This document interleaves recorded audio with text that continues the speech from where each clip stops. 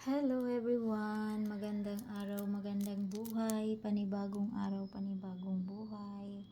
Ayan po ang aking almusal.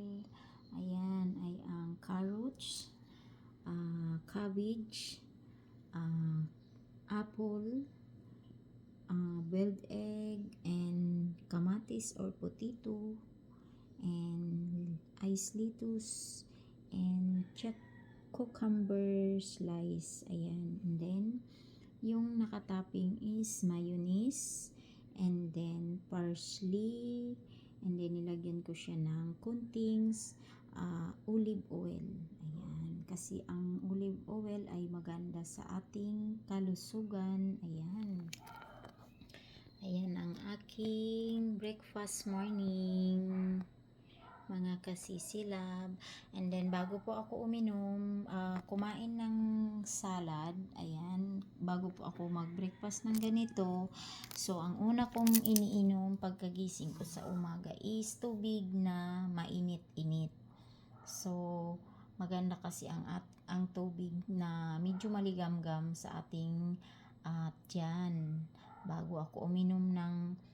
Bago ako kumain, pagkagising ko sa umaga, yan po ang una kong ginagawa. Umiinom ako ng tubig na mainit-init, yung kaya kong inumin.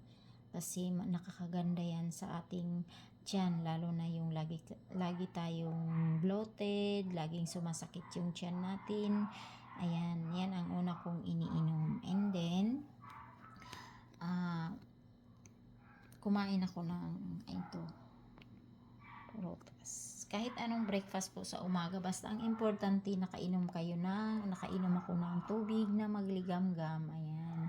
So, ang pinakalas, pagkatapos ko kumain, pag gusto ko mag-uminom ng kape, ayan po ang aking iniinom. Black coffee na no sugar. Hindi po ako gumagamit ng asukal pag umiinom ako ng kape. Kasi bawas-bawas tayo sa matatamis. Ayan. Ayan ang aking almusal sa umaga.